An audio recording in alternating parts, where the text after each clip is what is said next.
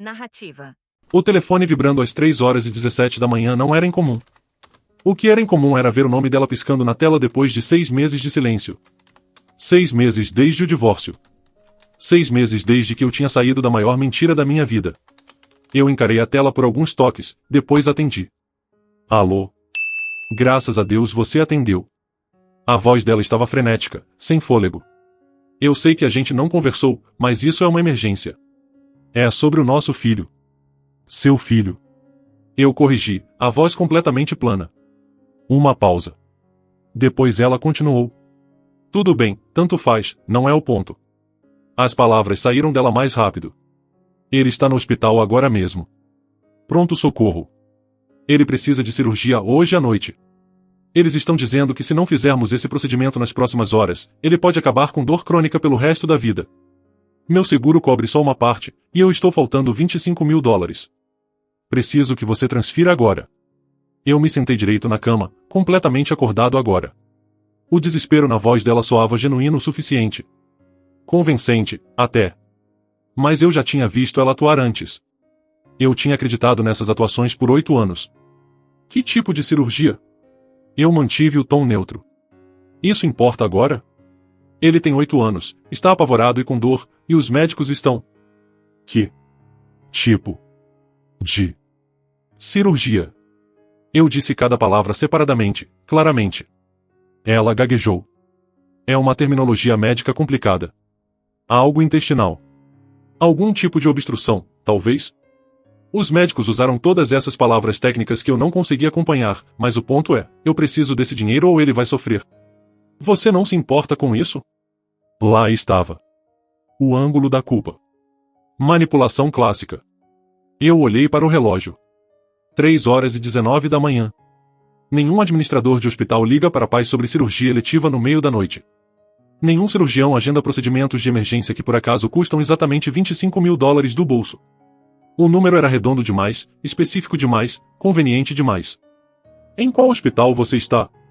Eu perguntei. Saint Vincent's Memorial. Ala pediátrica, quarto 412. Você pode vir ver ele pessoalmente se não acreditar em mim, mas preciso que o dinheiro seja transferido primeiro ou eles nem vão começar a preparar. Contate o pai biológico dele. Eu disse, a voz completamente calma. Silêncio total do lado dela. Depois, muito mais baixa agora. O que você acabou de dizer? Você me ouviu claramente. Ligue para o Easton. Ou para quem quer que seja no final das contas. Você mantinha registros detalhados o suficiente da sua vida social naquela época. Tenho certeza de que você ainda tem o número. Como você ousa trazer isso à tona quando nosso filho está? Estou voltando a dormir agora. Não ligue para esse número de novo. Eu terminei a ligação. O telefone acendeu em menos de 5 segundos. O nome dela apareceu na tela. Eu recusei. Tocou de novo imediatamente. Recusei de novo. Na terceira tentativa, eu simplesmente desliguei o toque completamente e coloquei o telefone com a tela para baixo na mesinha de cabeceira. Toda a conversa tinha durado talvez 2 minutos e meio. Eu me acomodei de volta no travesseiro e puxei o cobertor sobre o ombro. Meu batimento cardíaco estava perfeitamente estável. Sem raiva. Sem culpa me corroendo. Sem segundos pensamentos sobre minha decisão. Só a satisfação quieta e limpa que vem de manter firme uma fronteira que você estabeleceu para si mesmo. Ela jogou as cartas dela. Eu chamei o blefe dela. E agora eu estava voltando a dormir.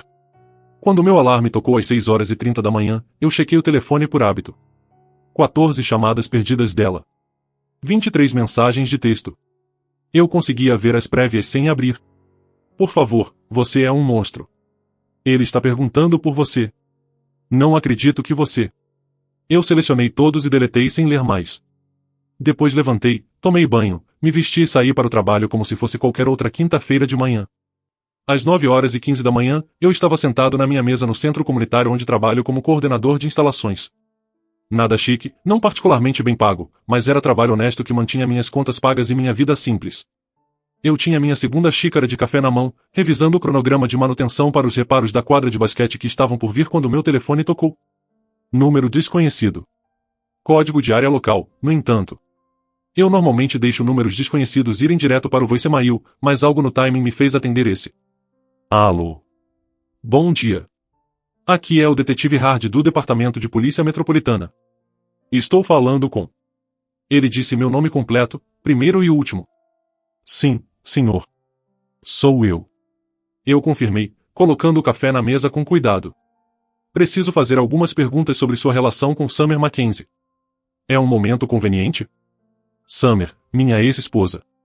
A mulher que tinha me ligado desesperadamente 6 horas antes. Eu me endireitei na cadeira. Sim, detetive, eu disse.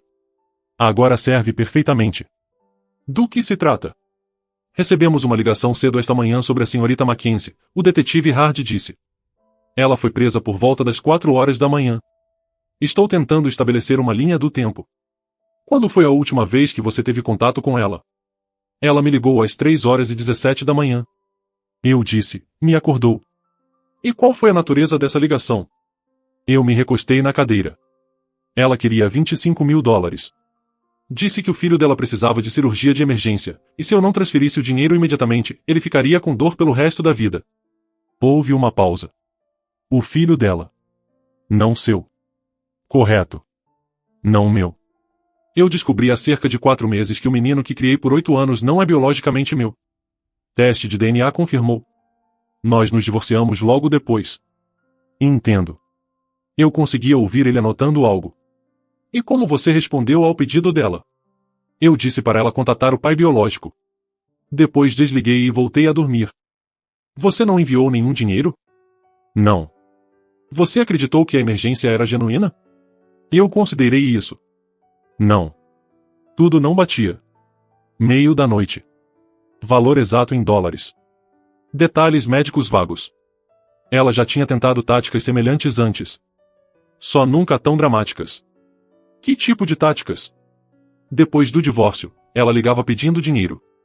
Sempre alguma crise. Carro quebrou. Contas de luz sendo cortadas. Precisava de mantimentos. Eu disse não toda vez.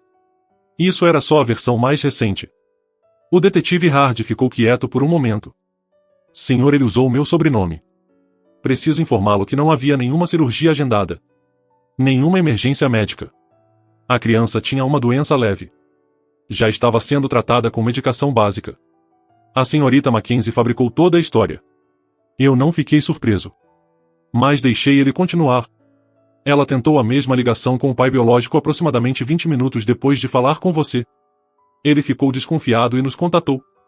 Quando os oficiais chegaram à residência dela para fazer uma verificação de bem-estar da criança, descobriram que ela estava retendo os antibióticos prescritos dele para fazer a condição parecer pior do que era. Meu maxilar apertou. Usando uma criança doente como adereço. Isso era um novo patamar baixo. Até para ela. A criança está atualmente segura com os serviços de proteção à criança, ele continuou. A senhorita Mackenzie foi acusada de tentativa de fraude e colocação em risco de criança. Estamos construindo o caso e seus registros telefônicos podem ser relevantes. Você estaria disposto a fornecer um depoimento? Absolutamente, eu disse. Qualquer coisa que precisarem. Você por acaso tem gravação da ligação? Eu tinha, na verdade. Eu tinha configurado gravação automática de chamadas no meu telefone 6 meses atrás, logo depois do divórcio. Não porque esperava isso especificamente, mas porque tinha aprendido a documentar tudo quando se tratava dela. Eu tenho. Posso enviar para você. Isso seria extremamente útil. Ele me deu um endereço de e-mail. Uma última pergunta. Você tem alguma intenção de buscar custódia ou direitos de visita em relação à criança? Não. Eu respondi sem hesitar. Ele não é meu filho biológico, e de acordo com o acordo de divórcio, eu não tenho nenhum vínculo legal com ele. Eu desejo o melhor para ele, mas eu não sou o pai dele. Entendido. Entraremos em contato se precisarmos de mais alguma coisa. Obrigado pela cooperação. Depois que ele desligou, eu fiquei ali por um minuto, encarando a tela do computador sem realmente ver. Ela realmente tinha feito isso. Fingido uma emergência médica. Usado o próprio filho como isca. E quando não funcionou comigo, tentou o mesmo truque com o Easton. Exceto que o Easton, aparentemente, era mais esperto do que ela contava. Eu abri meu aplicativo de gravação de chamadas, encontrei a conversa das 3 horas da manhã e enviei para o e-mail do detetive Hard. Depois voltei ao meu cronograma de trabalho como se nada tivesse acontecido. Porque, realmente, nada tinha acontecido. Isso era só a Summer sendo a Summer. A única diferença era que dessa vez haveria consequências reais. E honestamente, já era a hora.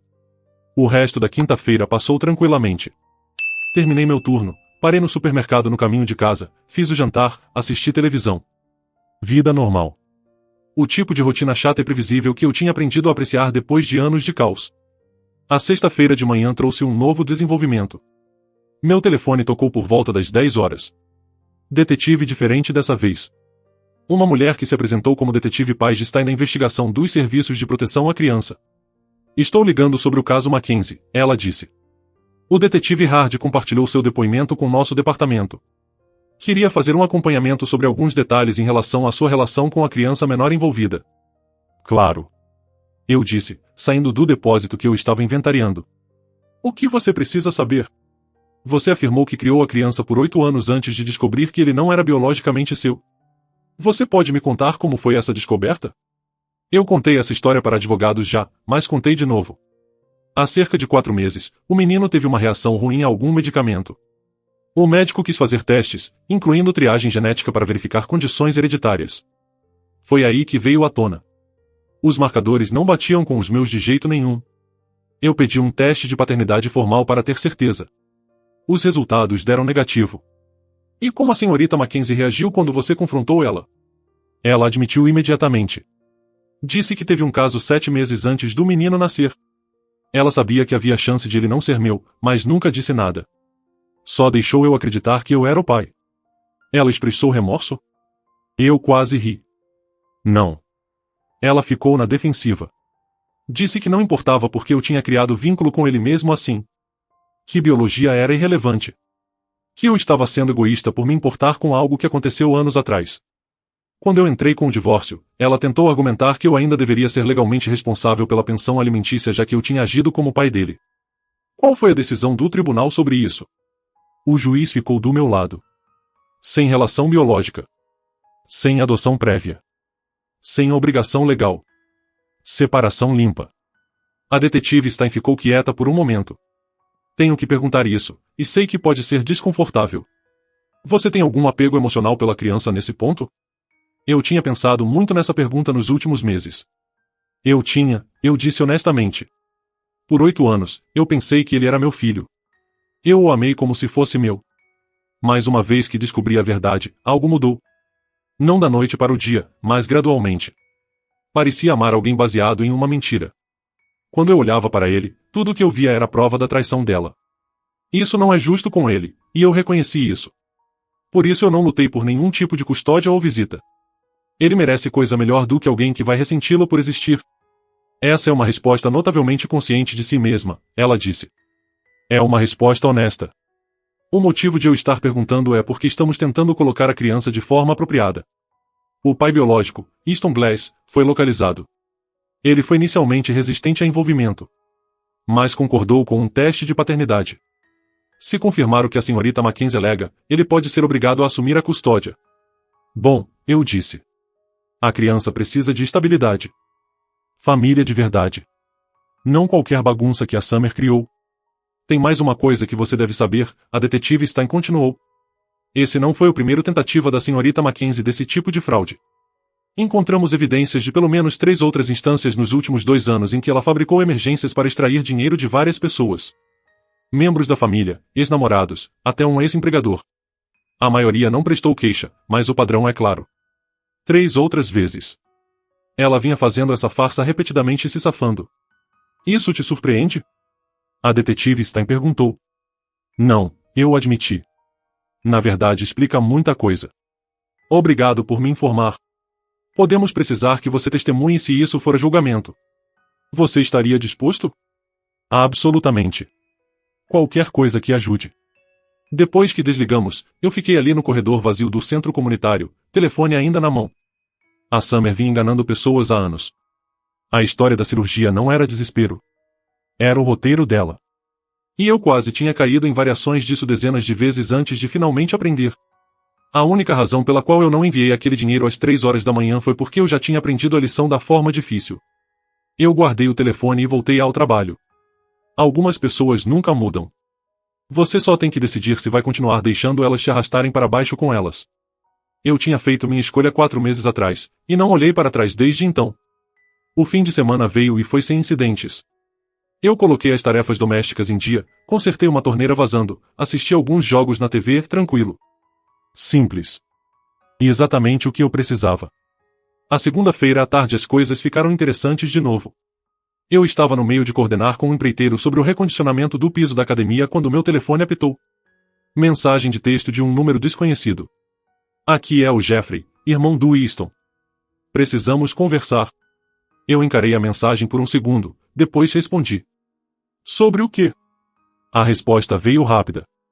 Sobre a Summer. E a situação com meu sobrinho. Você pode me encontrar em algum lugar?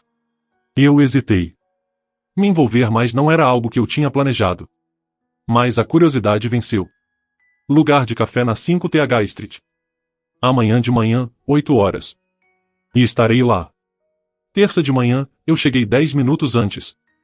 O café era um daqueles locais independentes, não uma rede, com móveis diferentes e um expresso realmente bom. Eu pedi café preto e sentei perto da janela. O Jeffrey chegou bem na hora. Cara alto, provavelmente meio dos 30, vestindo jaqueta de trabalho com logo de empresa de construção. Ele me viu imediatamente, comprou o café dele e sentou de frente para mim. Obrigado por me encontrar, ele disse, estendendo a mão. Eu o apertei. Do que se trata? Ele não perdeu tempo. Meu irmão está em pânico. O teste de paternidade saiu ontem. O menino é dele. Agora o Estado está dizendo que ele precisa assumir ou vão colocar o menino em lar adotivo. O Easton tem esposa e 2 filhos próprios agora. Essa coisa toda está explodindo a vida dele. Eu tomei um gole do café e esperei.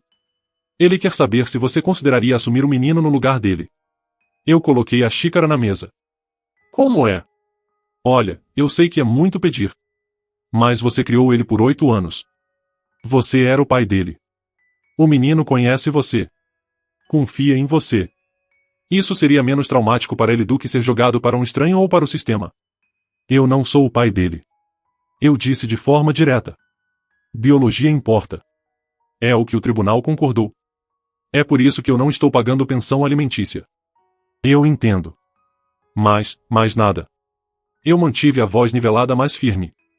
Seu irmão fez uma escolha quando dormiu com minha esposa. Ele criou uma criança. Agora ele que lide com isso. Eu não.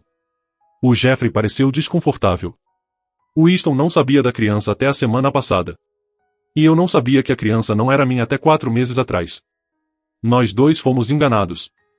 A diferença é que o DNA dele está realmente naquele menino. O meu não está. O menino tem perguntado por você. O Jeffrey disse baixinho. A CPS nos contou. Ele não entende por que você não visita. Isso acertou diferente do que eu esperava. Eu respirei. Isso não é culpa minha, eu disse. A Summer criou essa bagunça. Ela mentiu para mim. Ela mentiu para o seu irmão. Ela usou aquela criança como arma para manipular pessoas. Eu sinto pena pelo menino. Eu sinto de verdade. Mas levá-lo de volta não conserta nada. Só ensina a ele que limites não importam e que as pessoas podem mentir para voltar à sua vida. Então é isso. Você está simplesmente indo embora. Eu já fui embora há 4 meses. Essa conversa está 4 meses atrasada. Eu me levantei. Seu irmão precisa ser pai para o filho dele. Não é problema meu resolver. O Jeffrey se levantou também. Frustração clara no rosto. Você está realmente ok com uma criança indo para lar adotivo? Ele não vai para lar adotivo. Ele vai para o pai biológico dele, que tem os recursos e a responsabilidade de criá-lo. O Easton tem esposa, casa, presumo que tenha emprego. Ele consegue lidar com isso. Ele só não quer. A esposa dele está ameaçando deixá-lo por causa disso. Então ele tem uma escolha a fazer, eu disse. Bem-vindo às consequências. Todos nós temos que viver com elas eventualmente. Eu deixei dinheiro na mesa pelo meu café e saí. Dirigindo de volta para o trabalho, mantive as mãos firmes no volante, a respiração regular. O menino perguntando por mim. Essa parte doeu mais do que eu queria admitir. Mas eu quis dizer o que disse. Levá-lo de volta seria baseado em culpa, não em amor. E crianças merecem coisa melhor que isso. O Easton precisava assumir. A esposa dele precisava entender que crianças não desaparecem só porque são inconvenientes.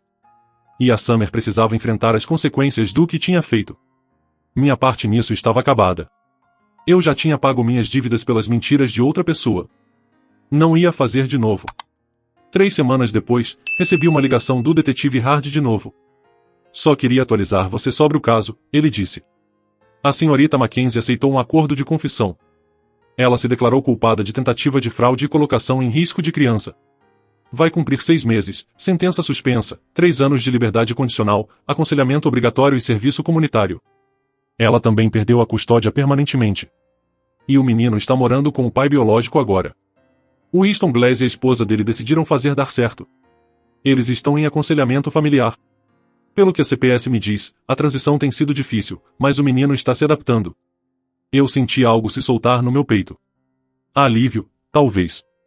O menino tinha um lar. Um lar de verdade. Que bom ouvir isso. Tem mais uma coisa, Hard disse. A senhorita Mackenzie está pedindo para falar com você. Supervisionado, claro. Através do advogado dela. Ela diz que quer se desculpar. Eu quase ri. Não. Tem certeza? Pode te dar fechamento. Eu já tenho fechamento, detetive. Eu fechei essa porta há 4 meses quando entrei com o divórcio. Eu não preciso ouvir o que quer que ela ache que vai fazê-la se sentir melhor sobre si mesma. Justo. Vou avisar ao advogado dela. É só isso? Um último detalhe. Durante nossa investigação, descobrimos que ela estava planejando isso há semanas. Pesquisou quanto cirurgias de emergência geralmente custam. Escolheu uma condição que soava séria, mas vaga o suficiente para você não questionar. Até praticou a ligação com uma amiga. Isso não foi desespero espontâneo. Foi calculado. Isso não deveria me surpreender. Mas de alguma forma ainda surpreendeu. Obrigado por me contar, eu disse. Depois que ele desligou, eu fiquei ali pensando nisso. Semanas de planejamento. Ela tinha me escolhido especificamente porque achava que eu seria o alvo mais fácil. O ex-marido cheio de culpa que se sentiria responsável pela criança que tinha criado. Ela estava errada. 1 mês depois disso, eu estava saindo do trabalho quando vi alguém esperando perto da minha caminhonete. Por um segundo, meu corpo ficou tenso. Pensando que poderia ser a Summer de alguma forma. Mas era uma mulher que eu não reconhecia. Bem vestida, aparência profissional, mais ou menos da minha idade. Posso ajudar? Eu perguntei cautelosamente. Você é, ela disse meu nome. Sim. Eu sou a Avery. Esposa do Winston. Ela estendeu a mão. Eu apertei, confuso. Eu queria te agradecer. Por quê? Por dizer não. Ela sorriu ligeiramente. Quando Jeffrey nos contou que você não ia aceitar o menino de volta, eu fiquei brava no começo. Achei que você estava sendo cruel. Mas depois percebi uma coisa. Se você tivesse dito sim, Winston teria deixado. Ele teria fugido da responsabilidade e deixado outro homem limpar a bagunça dele. De novo, ela parou, escolhendo as palavras com cuidado. Fazer ele assumir foi a melhor coisa que poderia acontecer. Para ele. Para mim. Para nosso casamento. E especialmente para aquele menininho. O Owen precisava do pai real dele. Não alguém fazendo isso por obrigação ou culpa. Então obrigada. Por ter a força de dizer não quando teria sido mais fácil dizer sim. Eu não sabia o que dizer para isso. Como o menino está? Eu perguntei em vez disso. Melhor. Ele começou a chamar o Winston de pai. Lentamente criando vínculo com os meio-irmãos. Ele ainda menciona você às vezes. Mas cada vez menos. Ele está construindo uma nova vida. Uma mais honesta. Isso é o que importa, eu disse. A Avery assentiu. A Summer tentou me contatar na semana passada. De onde quer que ela esteja fazendo o serviço comunitário. Queria explicar o lado dela. Eu bloqueei o número dela. Boa escolha. Ela ajustou a bolsa no ombro. De qualquer forma. Eu só queria que você soubesse que o que você fez a ajudou. Mesmo que não tenha aparecido na hora. Ela voltou para o carro dela e foi embora.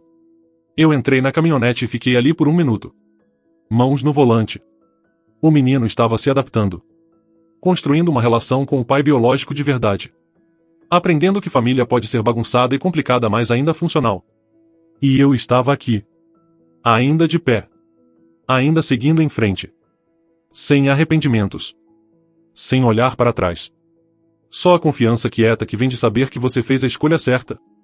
Mesmo quando era mais difícil. Eu liguei o motor e fui para casa. 6 meses depois daquela ligação das 3 horas da manhã, eu estava vivendo uma vida completamente diferente. Não diferente no sentido dramático. Eu não me mudei para outro estado. Não mudei de carreira. Não me reinventei. Mais diferente nas coisas que realmente importam. Mais quieta. Mais limpa. Mais honesta. Eu tinha começado a fazer aulas noturnas na faculdade comunitária. Nada chique. Só alguns cursos de administração de negócios. Achei que se eu ia continuar trabalhando no centro comunitário, podia me posicionar para avanço eventualmente. O trabalho me mantinha ocupado. Mantinha minha mente focada para frente em vez de para trás. Uma quinta-feira à noite no final do outono, eu estava saindo da aula quando meu telefone tocou. Número desconhecido de novo. Mas dessa vez eu reconheci o código de área. Tribunal do Condado. E eu atendi. Aqui é o oficial Reed Dudley do Departamento de Liberdade Condicional. Estou ligando em relação ao caso da Summer Mackenzie. Você tem um momento? Claro. Eu disse, destrancando a caminhonete mas sem entrar ainda. A senhorita Mackenzie completou as horas de serviço comunitário e as sessões de aconselhamento obrigatórias. Como parte da revisão da liberdade condicional dela, ela é obrigada a fazer reparações com indivíduos afetados pelas ações dela. Seu nome está na lista. Ela está pedindo permissão para te enviar uma carta. Você tem o direito de recusar. Eu encostei na caminhonete, observando o estacionamento esvaziar enquanto outros alunos iam para casa. O que acontece se eu recusar? Nada muda no status da liberdade condicional dela. Isso é opcional para vítimas. Nós só precisamos da sua resposta registrada. Eu pensei sobre isso. 6 meses atrás, eu teria dito não imediatamente. Mas agora, eu estava curioso sobre o que ela poderia ter a dizer. Ela pode enviar, eu disse. Mas eu não prometo ler.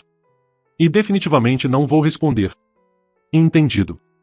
Vai chegar por canais oficiais, revisada pelo nosso escritório primeiro. Deve chegar em 2 semanas. A carta chegou 12 dias depois. Envelope simples. Selo do condado. Meu nome digitado na etiqueta. Eu coloquei na bancada da cozinha e deixei ali por 3 dias antes de finalmente abrir. A carta era manuscrita. A letra dela. A mesma que eu costumava ver em listas de compras e cartões de aniversário. Começava com as desculpas esperadas. Desculpa por mentir. Desculpa pela manipulação. Desculpa por usar o Owen como peão. Coisas padrão que pareciam vir direto das sessões de terapia obrigatórias dela. Mas depois mudou. Passei 6 meses em aconselhamento tentando entender por que eu faço isso. Por que eu manipulo? Por que eu minto? Por que eu sempre pego o caminho fácil, mesmo quando machuca as pessoas que digo que me importo? Meu terapeuta diz que tenho padrões que voltam à infância. Que aprendi cedo que ser indefesa traz atenção. Que criar crises faz as pessoas se focarem em você. Que lágrimas são ferramentas. Ela escreveu sobre o caso com Winston. Como não significou nada. Como ela entrou em pânico quando engravidou e simplesmente decidiu fingir que era meu porque eu era estável e seguro e não ia embora. Eu te roubei 8 anos, ela escreveu. 8 anos amando uma criança que não era sua. Construindo uma vida em uma fundação de mentiras. E quando você descobriu, em vez de assumir o que eu tinha feito, eu tentei fazer você o vilão por se importar com a verdade. Eu queria que você fosse o cara mal para eu não ter que ser. A próxima parte foi mais difícil de ler.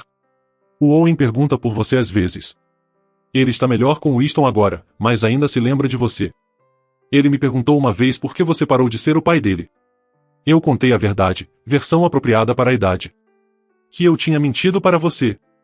Que você não era o pai biológico dele. E que você tinha todo o direito de começar uma nova vida sem nós. Ele chorou. Mas entendeu mais do que eu esperava que uma criança de 8 anos entendesse.